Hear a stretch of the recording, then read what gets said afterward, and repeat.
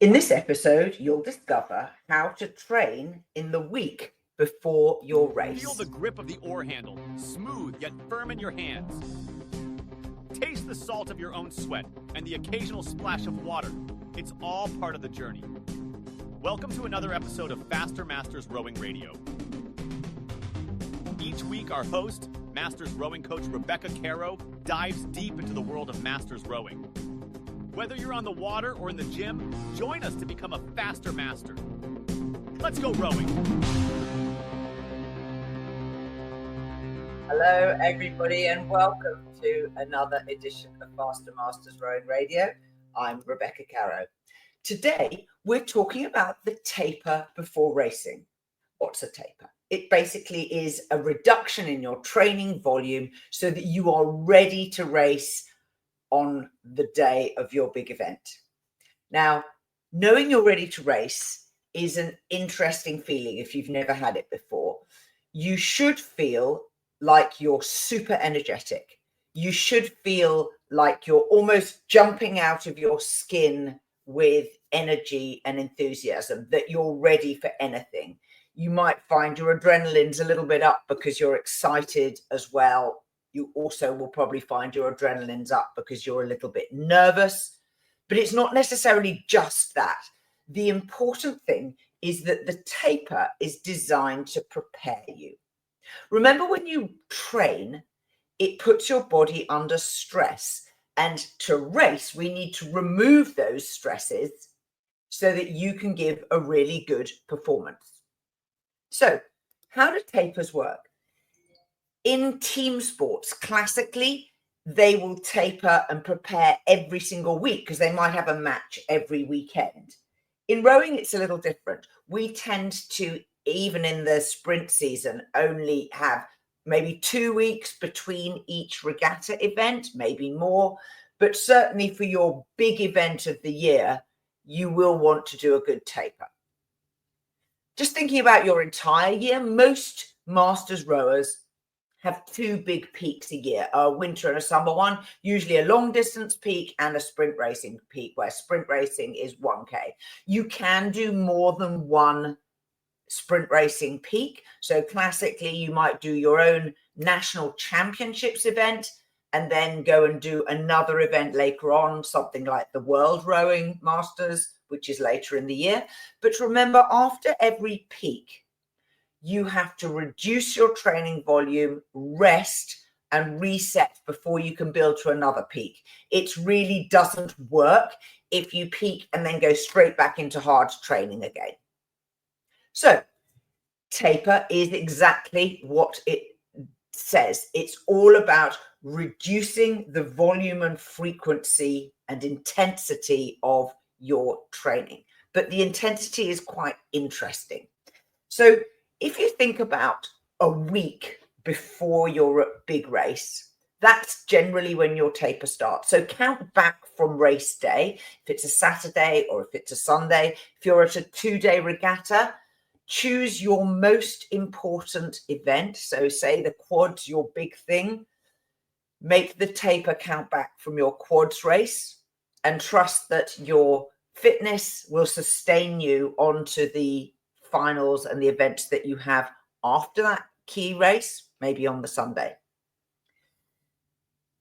Depending on how often you train normally, your taper needs to be somewhat varied. So a classic taper would include much shorter practice in terms of time on the water and also higher intensity pieces, so they will all be at least as a minimum at race pace or above race pace. So you might be doing fartlek type training, you might be doing overrate type training, but the intensity is really high, but the duration of the outings will be less. Now, if you train 6 times a week on the water or in the gym, that pattern of workout, particularly the days of the week that you're used to training on, should be continued if possible. The biggest problem is travel. many of us have to load a boat trailer and drive or fly to wherever we're going to be racing.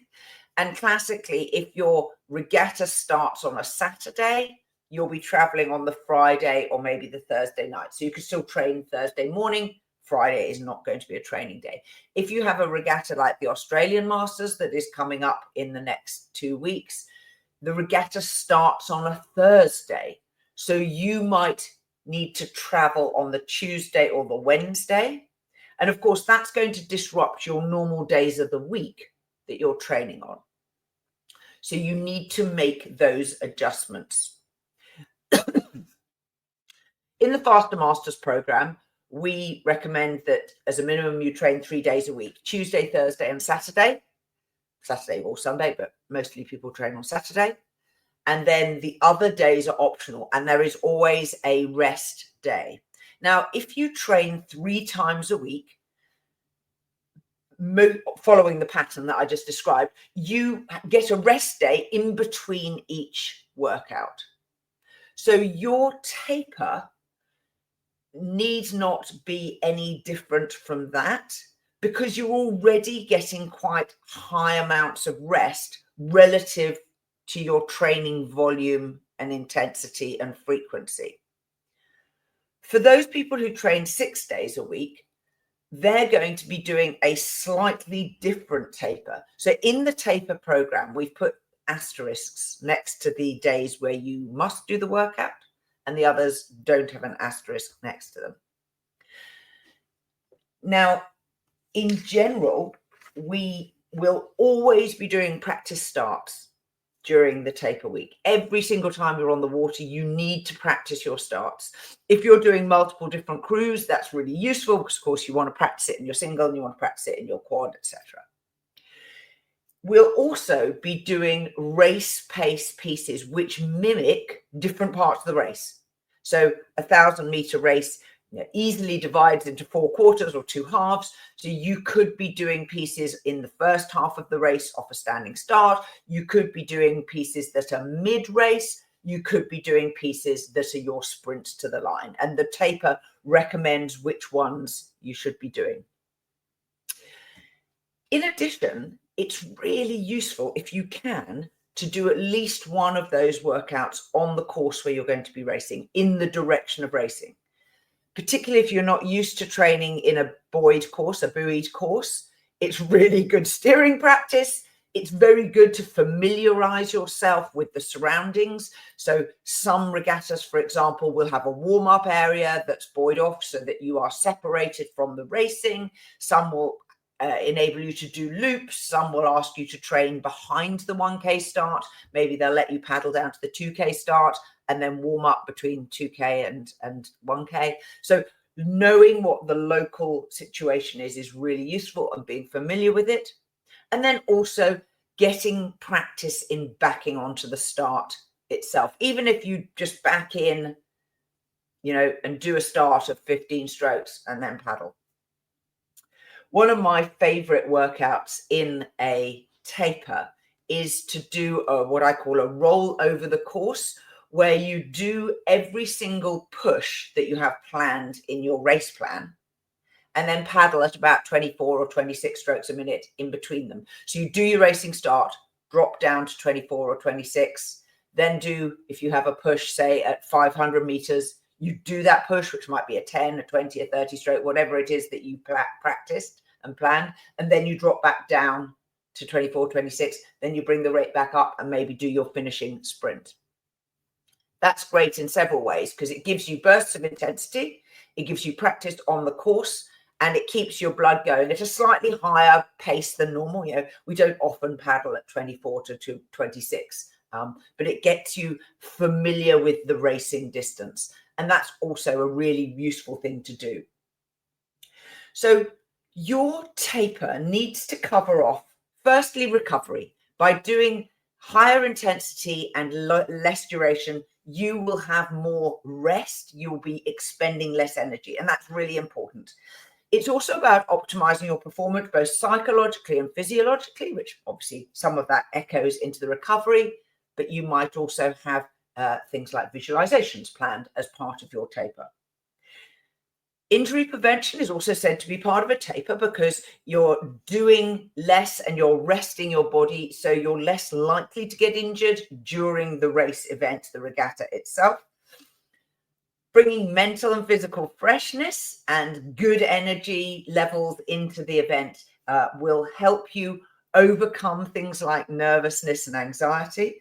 And I'm told that also hormonal balance is part of the benefit of taking rest.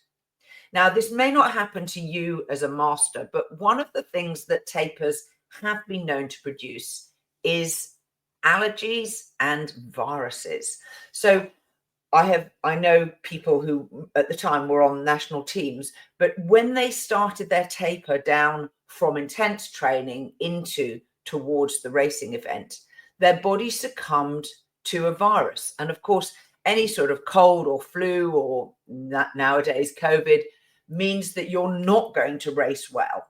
And so do take extra care over personal hygiene, like washing your hands.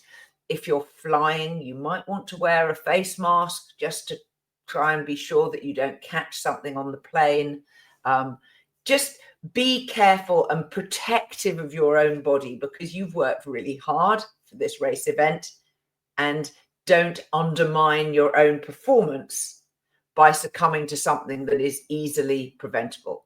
So back to something we've talked about in the past. What are the things you can control and what are the things that are out of your control? Control all the controllables. So I hope that's been a useful run through, and I look forward to seeing so many of you at race events later on this summer. Tell us how you go. We are part of the RowingChat podcast network. Please tell your fellow rowers about the show.